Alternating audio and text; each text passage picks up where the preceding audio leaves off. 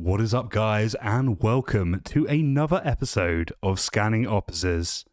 Officers, episode 5 of season 2. I hope everyone is doing well. This past weekend, we all attended the premiere event run by our friends at OPE. Great tournament, 200 players. We had an awesome time. Mixed results. And yeah, our Krish was the main cast or one of the casters for the day. So yeah, we're gonna talk about the tournament and talk about some sort of like meta review of the early doors of set 3. So without further ado, we'll get moving and we'll ask our Emmy how he is doing this week and how have you been since the premiere event. Yeah. Hey everyone. Doing pretty well. Just want to say hi to our friend Krish, who is you can see pictured in action. As if you haven't seen the amazing casting he did, we'll leave a link to the event. You can hear him chat absolute nonsense for a few hours. But I'm doing well. I've came back from Birmingham with some notes. Still loving the deck. Played CAD, Tarkin Town. We'll talk more about that. And just getting back to locals. Still trying to figure out what I want to play for store showdowns and upcoming PQs. But A lot of other which than have that, been announced in the past week or so. yeah. I have heard on the grapevine that store showdowns have been distributed now. So we should be getting some announcements. They'll be run over the next few months, not a tight specific amount of time. So I believe that they'll be running maybe before and after the upcoming PQs that we have. But yeah, what about you, Ollie? How's your week been? You had a fantastic result, which we will get to. Yeah. But yeah, how you been, buddy? I'm super hyped off the back of that result for sure. Had a really great time testing CAD Red. For those of you who don't know, me, Emmy, and Tom, who we test with a lot, all ended up taking CAD Tarkin Town, and a couple of others that we were chatting to throughout the run up to the event. So it was super fun to have that like group experience. Who were the other together. guys that you were playing CAD with? Just to shout them out as well. I Yeah, think it Dave was and Buku. Dave and Shout out to Buku, yeah. them, which I obviously matched with on round 1, Of course. immediately straight off the gates. As It's we just a do, like classic. the Yeah. day before, we just shared deck list and talked about like every single card, and then round 1 we got paired. But yeah, shout out to Dave and Buku. Yeah, 100%. You sound Since you getting sound back, absolutely thrilled by that, Emmy. since getting back, I've been super hyped to just play even more Star Wars. Honestly, like me and my mate Callum, who gave me a lift to and from the event, were on the drive back. We're just chatting about all the different decks we wanted to build, and we were like, "Yeah, we got to try all these ones." We got like a month before PQs now, and we've got so many decks to try. We just got to start banging them out. Like the game's in such a cool state now with Boba Band and a new set. It's super exciting to play. Yeah, all very positive, definitely. And that definitely showed in the meta breakdown of the decks that we used at the weekend. Only 12 Sabines, but yeah, there was quite the spread. I mean, obviously 200 players gives you a lot of leeway. But yeah, what did you guys think of the general meta spread over the weekend? Were you surprised by it? That was really cool to see. Maybe we can like jump into the limitless, or just have like a bit of a visual. Absolutely. Nice. All right, so I let's go to the think meta game. that's right. It's very You have zoomed in. to- I will adjust that for you guys. But yeah, I was very happy for a few reasons. I think one of the concerns with the Boba ban was everyone is gonna play Sabine and aggro is just gonna ruin the game. and clearly that's not the case. People want to play different things. They have found more effective decks. Sabine, as a result, has been evolving as a list, in particular Sabine Green ECL. But Yeah, you can see we had 2 iterations of Sabine in the top 8, if I'm not mistaken, right? We had a cunning Sabine as well as the command version. Yeah, But absolutely. yeah, I mean, And it might be a bit small for you guys, so I can read it out. So we had a 13.93 share on Anakin, with 28 decks coming in. Interestingly enough, though, none made the top 8. Do you think that's surprising, considering it was like almost 14% of the field? Yeah, I mean, I think it's definitely a good deck. Anakin's got a lot of different variations that can be pretty strong, I feel like, with blue and green especially, and even yellow, with using like now there are 2 of them. So I did go into the tournament expecting a lot of hero mid-range or heroic mid-range.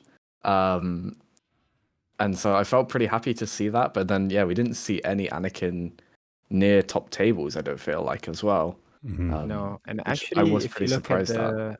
the matchup, I think if you look specifically Cad Bane versus Anakin's, um, I think it's like something like 10-2, like Yeah, it was like 2 to 12, wasn't it?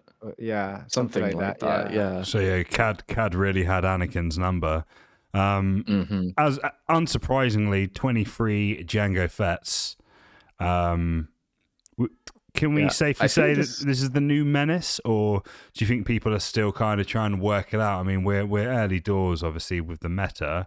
Do you think this is a deck that people should be worried about when going into tournaments? I reckon right now, because like you said, it's early meta. Fundamentally, at the stages of early meta, aggro decks are going to be the prominent ones, and especially in one where Boba's just been banned. But I think it's really cool to see, like, everyone sees Django as the replacement to Boba for now, and it is kind of the replacement to Boba Red at least. But thinking back to before the Boba ban, even right now, like, Django has nowhere near the representation that Boba did, and Boba had representation across all 4 colors. Yeah, Whereas Django is like, you just play it as one deck. yeah, just It's not an primarily. immediate pick like Yeah, Boba I think we was, did right? see some Django yellows and greens, but it is like pretty much predominantly exclusively Django red. Yeah, with the Tarkin Town. Yeah. But yeah, so equal Cad Banes and Sabines. Cad Bane the new Boba ? Cad Bane's broken, man. What can we There's say? some inspiration for sure. Yeah, I mean But that's just the running joke I've been making, because yeah, I know you guys didn't play Boba before, but most of the Boba faithfuls from set 1 seem to be on Cad Bane this time. The guys that I've played as Boba before, mainly the Boba Cunning players, to be honest, not the Boba Green players. To be fair, I did play a fair share of Boba Cunning in set 1. yeah. Yeah, exactly. Yeah, so it seems to have similarities in style, of ruthlessness. But I really like the way you guys built the CAD, though. It is very, very annoying. I heavily thought about that deck in testing because it is very scary. But yes, so 11 Bosk as well. We know Bosk took the whole tournament down. Shout out to Fork, friend of the channel. Yeah, congrats. I mean, he won by taking initiative, which isn't like, it's a bit anticlimactic. I mean, anything. That's Well, caused no, a I'm lot not- of controversy I'm not- online. I've been loving it. I'm not taking anything away from anyone. And like how he said, it was like, may the best man win, really, in that situation, because what else can you do? It's just a bit anticlimactic, like that whole tournament was very long. And I mean, I'm sure it wasn't for Pierre. I'm sure he was like, claim the tournament. Like, I'm sure it was just like, nice. But very, very crazy ending. Hopefully we can get some revision on the end of time rules, but that's a story for a whole nother time. But yeah, really cool to see some new stuff. Yoda coming in with 11. Yeah. Quinlan Voss with 10. Well, yeah. And We also had we had a few couple of mauls and some yeah. some other stuff, some stuff making its standpoint again. We had Emperor Palpatine's, Rey's, Han Solo, me being one of them. Mhm. Kira, Palp, and then 5 Ventress and 4 Rex is quite cool as well. Seeing Yeah. more new. Most of the other decks were very 1 or 2s generally. It's a good spread. 100%. Josh, why don't you give us a rundown of your tournament? Okay. Right, give me a second. So You can also, if you go on, you can show your deck first. That's perfect. yeah. I mean, I can go through the deck. So full disclosure.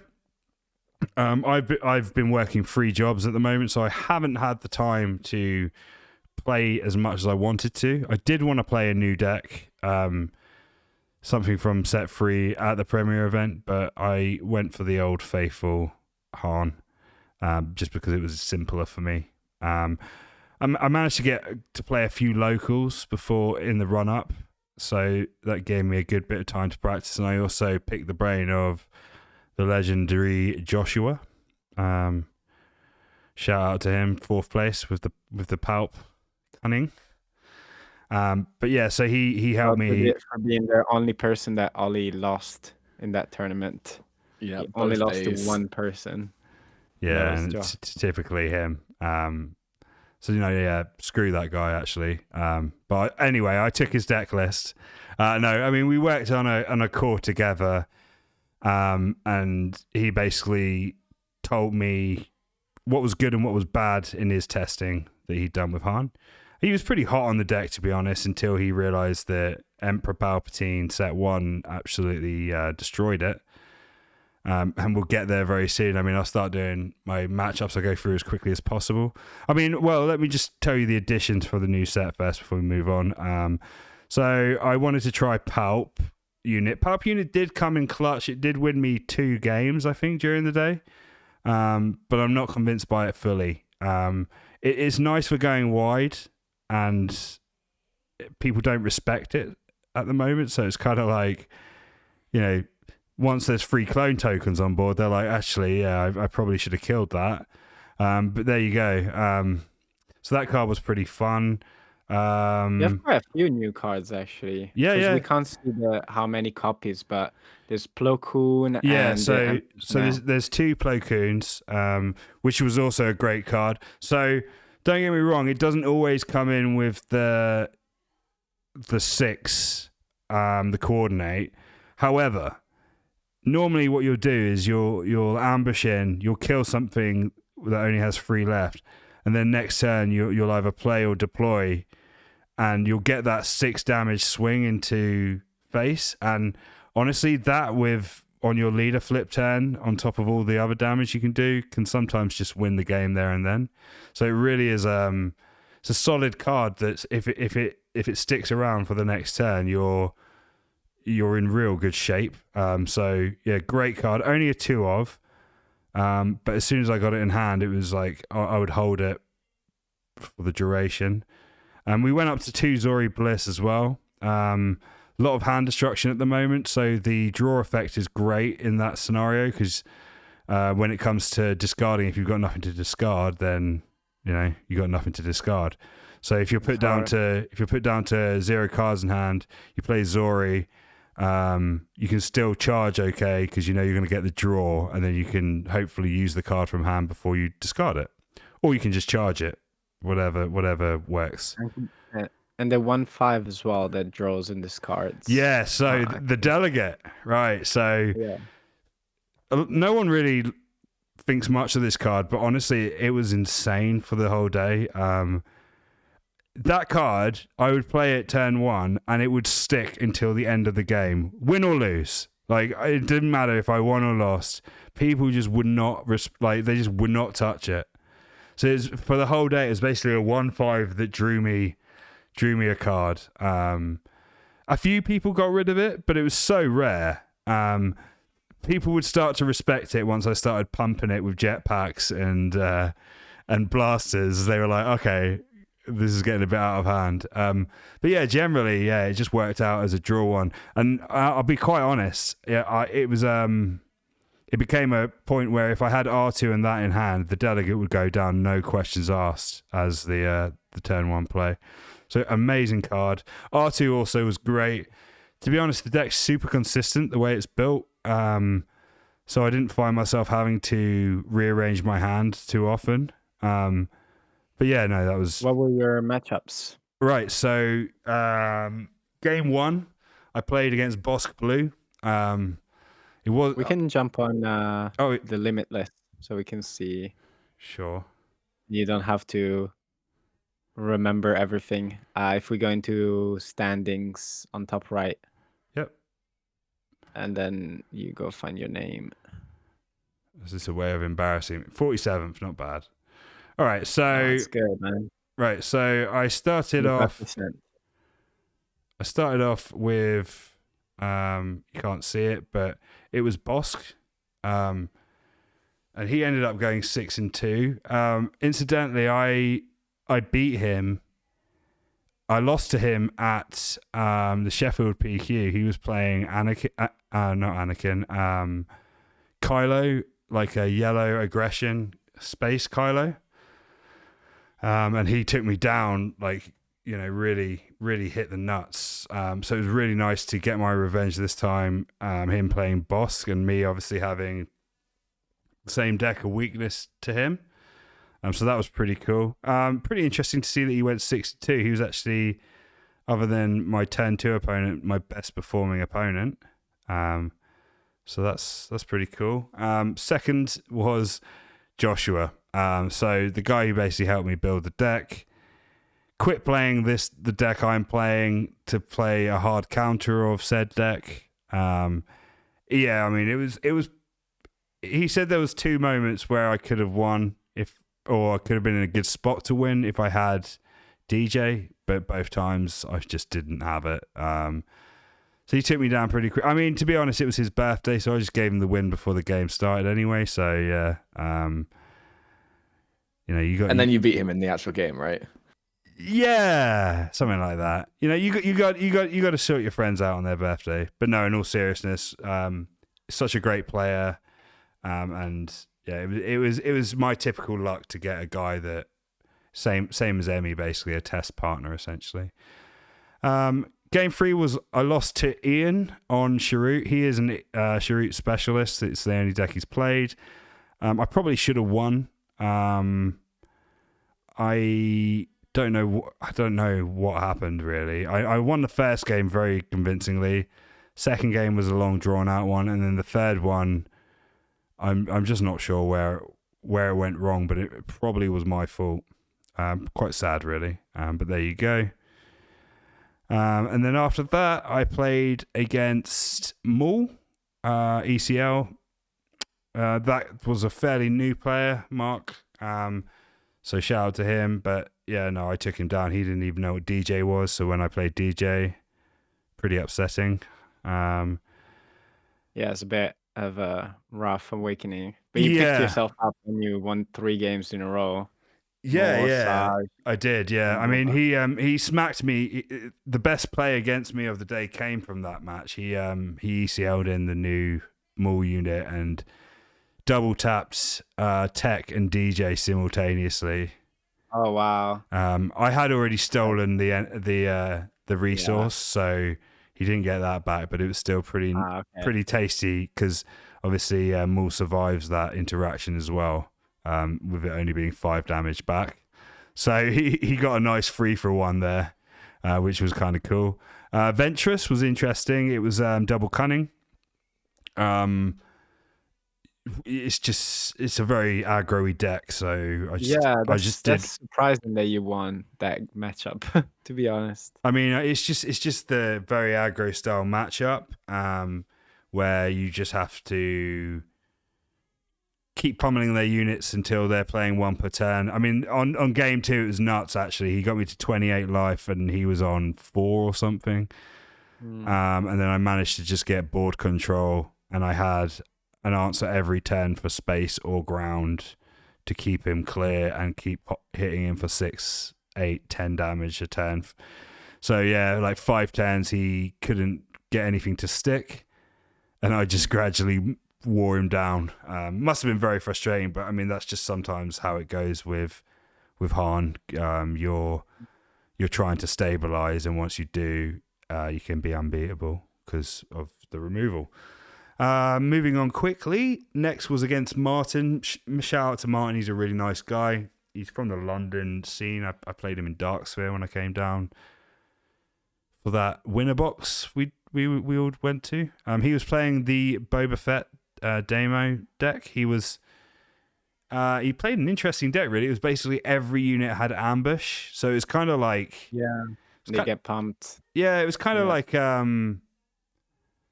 it felt like a hard control deck, honestly. That sometimes the units would stick around. We actually went to time and ended up having to roll for it, but I'm pretty sure. I mean, everyone would say this, but I'm pretty sure that I would have won the game in the end with how the board state was. But it was a very tit for tat game. It felt kind of honestly like Bosk Blue, where it's like you play something, it gets killed. You play something, it gets killed, to the point where they either don't have the answers or do. And he was playing like with Luke and stuff, so it was fairly annoyingly tough. But yeah, I won the dice roll at the end. So shout out to him. Sad that we had to do that, but there we go. Next was Matt, who is a very good player. He was playing Bosk ECL.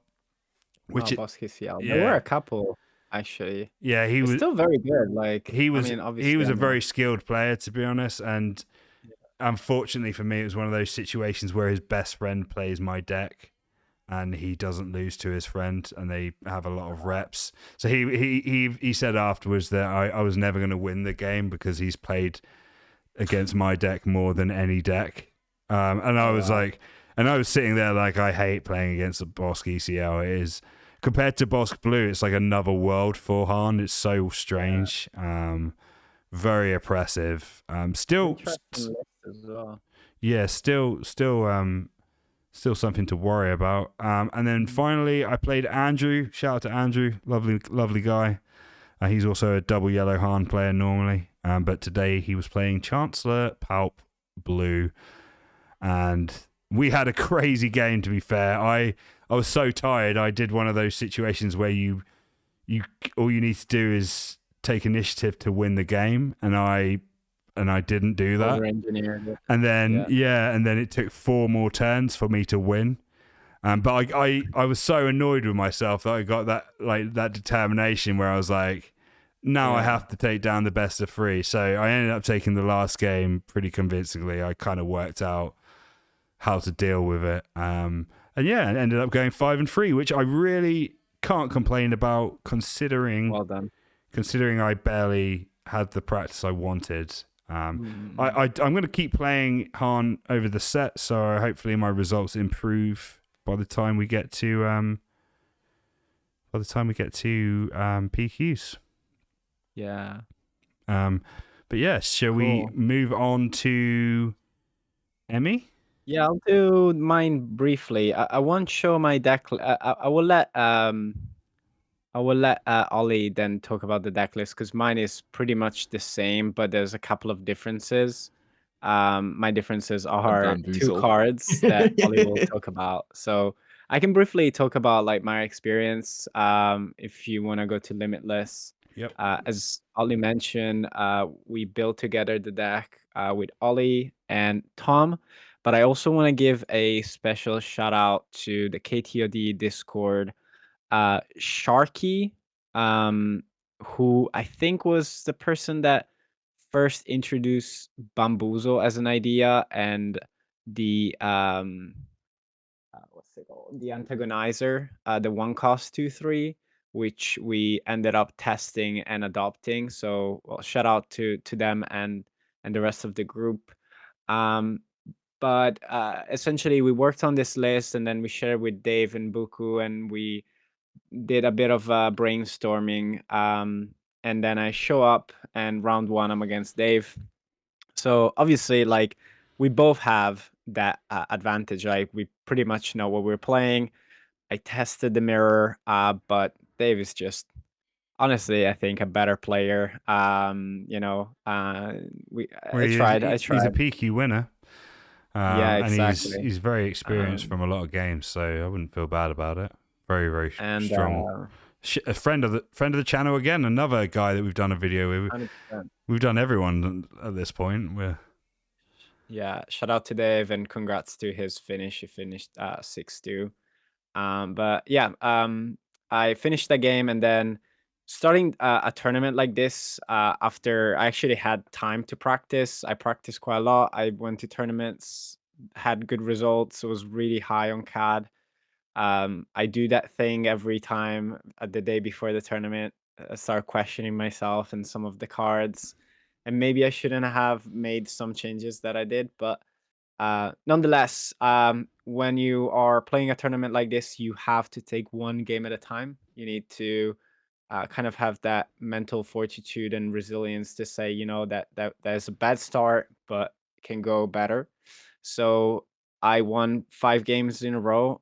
Shout out to all my opponents, all great opponents. And one in particular of these, I felt really bad because we played game one and I won, and then we went to side, and they were siding their cards, and a judge spotted that some of the cards were double sleeved. Now, it was just lack of experience. They double sleeved their expensive cards, bless them. They had a Vader from a convention Vader, which is worth a lot, to be fair. But yeah, they were just not experienced on big tournaments, and the judge decided to give a game loss. So actually, we're planning to maybe do like some content around like tournament etiquette, how to make sure you don't get cut out of this kind of things that you don't think about. On my round 7, when I was 5-1, I got deck checked with Mick from Swoop Racers. So like you need to make sure that your sleeves are okay and everything is fine, and everything was fine at that point. But yeah, as I mentioned, 5 wins, some luck, some good plays. I think throughout the day, I remember clearly misplaying like once. So I'm very happy. I think that was like one of my main goals was like try to misplay less. But I want to also shout out Thomas. Thomas, we met at PQ in Sheffield, and actually we had a match the day before. But Thomas was playing Han Solo double yellow like Josh was, and he Nice. piloted super well, and I managed to snatch the win like very like by nothing, honestly. I mean, when Really, really when you practice with the best, you're ready for anyone. exactly, So, like, exactly. just kidding. Also, the spiciest deck I played was that Ray. It was a double blue Ray with a 26 HP base. Oof. Um, it was pretty spicy. So So shout out. Ray was like a 3-9 or something, I guess. Yeah, 2-8. Yeah, pumped. Yeah, it was huge. Pretty obnoxious. So But then, yeah, what happened at the end of the day, though, Emmy? yeah, You haven't talked about yeah. I'll the just end it Django. there on the bad note because I was on 5-1 and I was like the dream is still living, but I don't know why I Limitless have to do like loss and win in capitals. It's like, bro, I know yeah, I'm already I down. see it. Like, I know that I lost. Yeah. don't have to So shout.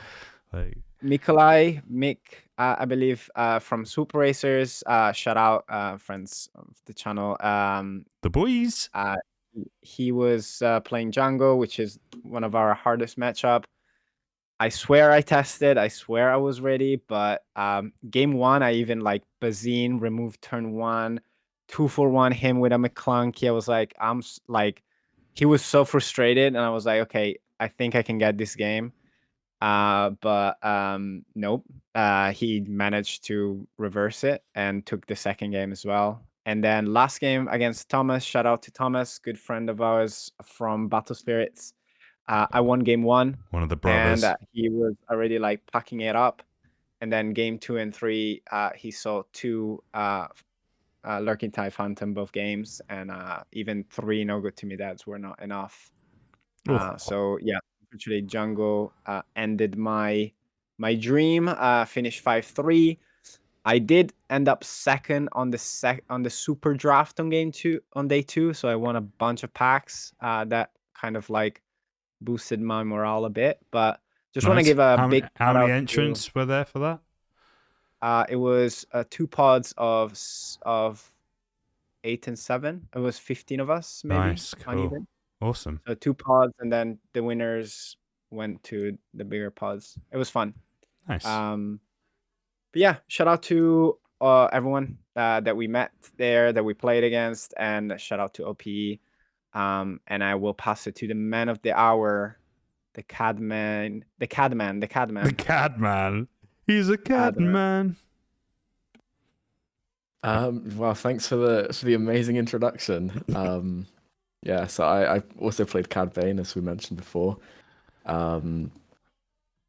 And the reason why I picked Cad Bane was because obviously Boba got banned, so I was looking at some yellow villainy leaders. Let's peep the list, Josh. Oh yeah, check the list up there. Not a mind so I was looking reader. at some Just looking at some yellow villainy leaders to be like, I wonder what works now that Boba's banned. And I was like, oh, Cad Bane's pretty good. I happen to have this friend called Tom who is actually a really good Cad Bane player. He came 9th at the Sheffield PQ and just missed top 8. Certainly did. I should let him know that I'm interested in playing the deck. And he was like, yeah, I'm interested in playing the deck. Sabine's going to be everywhere with Boba banned. And Cad has a great Sabine matchup. So yeah, we ended up testing, and then Sabine, man. I didn't get a single Sabine. I was so sad when I saw. I got one. Yeah, I was very happy to get the one, but yeah, it's such a nice matchup. Only 12 Sabines was quite the surprise, really. I guess everyone's scared to be hard countered. Yeah, everyone's on that Django now. But yeah, and then played some games with Emmy, and he was convinced by the power of the Cad Red. So he came over to join us, and yeah, it was great fun. I didn't get that memo, incidentally. I just cruised along with a.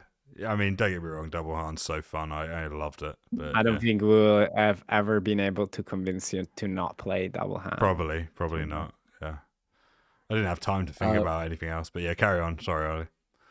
No, you're good. Yeah, we got into testing, and it was really good. Obviously the Sabine matchup was great, and we tested like some of the mid-range control matchups, and they all felt pretty good. We figured out like the way you want to play control matchups is just by maintaining a massive hand size by recycling jabbers and bazines over and over to rip out their key cards. And yeah, in the games that I played throughout the tournament, I played a couple of control matchups, and they were all shocked at how huge my hand size was. Like none of the hand control cards they were using were really affecting me, or they weren't really able to out advantage me in the later stages of the game. So they actually had to develop threats to try and kill me before I was able to outvalue them, which felt pretty nice. But then we ran into the issue of Django Red, which is a really, really tough matchup and incentivized quite a lot of change when we were deck building, like Emmy mentioned with the Guavian antagonizers and the bamboozles, and even doing things like moving sneak attack to the sideboard because it was like not the best in the Django matchup because Ruthless Raider was coming down way too late, even with sneak attack. So we needed to just go faster. And yeah, we did a bunch of testing towards that. I think me and Tom spent like just dedicated an entire day pretty much to testing that one matchup at one point. And it felt, we went through the lows and then we went through the highs. And we suddenly figured like, oh, okay, it is actually playable. It's still not favored. But there's like really that skill level of recognizing your role throughout the matchup because you can play both the aggressive and the control in that matchup. It's like super flippy, depending on what the board state is like. I think the list is fairly standard. I don't have a huge amount to say on the list that I haven't already said. I do have a deck profile if you want to go check that out. Do you just want to go over? Do you want to go over some key cards for the day, like maybe some stuff that you didn't go quite as in depth into? Oh yeah, absolutely. I think keycards throughout the day were honestly some of the set 3 editions. They have added a lot to Cad this Bane deck. unit is insane. Cad Bane unit is Dude. crazy. If you can ever get that card down. Incidentally, just to interject, when that was played on me throughout the day, I seemed to have all the answers for it. Like it felt quite bad to have everything rested, but it wasn't as like I didn't test into it very much, and I was really scared that it was just going to completely wipe me out. But yeah, it didn't have the effect that Vader and Maul generally do on 7 cost. But yeah, What would you do? Would you waylay it or what? just whatever, like waylay or like I was saying with the delegate, no one would ever mess with that. So I would like swing in for 1 damage with the delegate, discard a card, then play my Han to insta kill the CAD. That was that was happening That's a really lot. strong, yeah.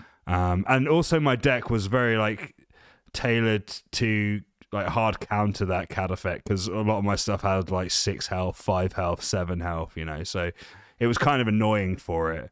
But yeah, at the same time, I was extremely worried about it. So yeah, tell us how it was in action. I think the CAD unit can really depend on the deck you're against, and like you mentioned, Yellow Han has some really good tools to deal with it. That was a matchup that I was not really certain on how to play, and I really wanted to include Force Chokes so that I had like that insurance against it, but I just couldn't find the space. So I kind of disrespected it there. Very, very cancerous to double Yellow Han for sure. Just to make sure we stick on time, should we look at your matchup and see like how your run went? Yes, yeah, absolutely. So yeah, if you look at my matchups, you can't see the first one there, I don't think. But no, yeah, it's annoying. If for some reason it won't crop in. I can't add it in. But it was Kieran Edwards playing Django, concealing the conspiracy. Yeah. So as you can see, with that first round included, I played against a total of 3 Django Reds, and one of which being the other Swoop Racers player, Philip, there at the top. And every time I sat down against the Django Red, I thought, okay, if I lose this round, I'm not going to feel bad. Like, I'm expecting to lose that round. So I was absolutely fine with it. And it did feel bad to sit across 3 throughout the day, but somehow I managed to pull it out and win all 3 rounds. I think one of them was 2-0. Yeah, I mean, that's the day of practice paying dividends there. Oh, absolutely, yeah. It shows like how much the testing helped out and the changes that we'd gone through as well. For sure. And like there were a couple of plays, especially in the last round, where I felt really proud of it. Like in the last game against Philip, he started with initiative and just passed into me. And I knew that if I claimed, I could get a space unit down before he drops a lurking tie, but it also gets me slightly later into the game, which I think I'm favorable into, which ended up like being a massive swing. And I think that game was like a lot better for me than any of the other Django games, because it didn't feel nearly as back and forth. It was just, I'd been able to get to the later game a lot faster. But yeah, there was to Cad Bane, like they don't Cad have Bane many is answers. huge in that matchup, and it can capture a Fire Spray, a Ruthless Raider, and a Fire Spray or a Ruthless Raider, and then one of their like 3/2s. I mean, and even if they give it back, they don't get the when played. That's huge. Being able to take Fire Spray like that, or Raider, because Victoria. AI just interrupting everything. Yeah, no, being able to get Ruthless Raider off the board without taking that 2 damage to the base can sometimes be pivotal, I think, later game. Exactly. Yeah, and especially to be on fair, a 25 HP base. Oh yeah. When you're flying close, constant reminder, close to the sun. Yeah. One of my opponents, I won one of the when I lost one of the game, I was like, you won, and he was like, oh yeah, you have 25. Like they didn't even realize I was on 25. I definitely was so tired at some points during the day that I was just like, yeah, you've won the game. I didn't even realize I was on fatal. Sorry. Like going into a new action, then looking at my base, I'm like, hang on, I'm dead. But yeah, so anyway, Ollie, you ended up being in the top 8. Yes, yeah, You that's never when they said get how top well 8. you did, which is fantastic in a 200-person tournament. You must have I been was definitely extremely proud to make it far. Yeah. You also lost to our good friend Joshua. What was difficult about the? I mean, you lost to him twice actually, and he's the only opponent you lost to. Yeah. What was difficult about his deck for your matchup? Do you think? I think the fact that it can just get to the late game so quickly and then stabilize very convincingly is what's hard about it. Like CAD, it's a mid-range deck, but it isn't like it's not going to be able to go aggressive enough. I feel like to be able to take down the Palpatine, and especially the build that I had and the way that I was playing it was like into these control decks a lot more value oriented. So in the Swiss round when we played, the games were super close. I think there were 2 games where he either bazined out my turn 1 play or I didn't see it. So I had some really rough opening hands into him in the Swiss, but I managed to win one of the games. And then the final game was super close. It just came down to him realizing that that I couldn't kill his Maul. And so I needed one action more to kill him. But I knew if he claimed with the Maul on board that he killed me. So I just had to hope that he thought that I had like a McClunky in hand or something to kill it. Because it was on like 2 health at the time. So I was hoping to bait him into thinking that I had some way to answer it. But he saw through it and just claimed. But then after the match, we were talking, and he was like, "Yeah, so I sided on my 3 Devastators against you because I was like, oh, once I deploy, I just win the game. But then you just kept playing after I deployed, and you had like a 6-card hand, and my Bazines weren't hitting very hard. And I was like, yeah, I'm not trying to play the deck super aggressive or anything. I've built it to be a value engine." And he was like, yeah, those Devastators would have been really good to stop like the Ruthless Raiders that you were dropping and all that. Yeah, And I was like, yeah, at any point if he dropped Devastator in all 3 games, I just instantly scooped. yeah, Like there was nothing I could have done. lose. Yeah. Yeah. That's funny. So then when we played the top 8, game 1 he dropped a Devastator and I sat there and passed, and he swung 10 to my base, and then I passed and I lost. And then game 2, game 2, I went pretty aggressive early on. I got him for like 20 damage. And I had 2 sneak attacks in hand, and I was like, okay, second I draw a Ruthless Raider, we're winning the game here. And I even had a Zuckuss in hand, so I was like, okay, I can sneak attack the Zuckuss, sneak attack the Ruthless, and then kill him. But I took a little while to find a Ruthless Raider, and so somewhere in between that, I just smuggled in a Bazine, saw his hand, and he showed me 2 Devastators and like something else. And I saw the 2 Devastators, and I just shook his hand. I was like, you're good, man. You got it. You got this, bro. There's no way I can get through it. On a 55 deck card.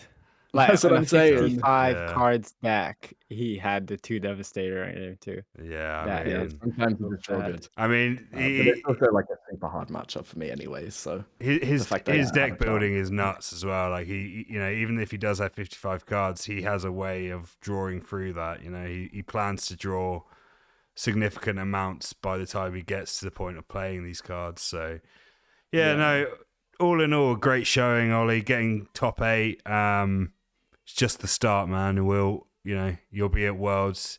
You're going to be on those top tables, I'm sure. Oh yeah. that's the hope, right? You're our only hope.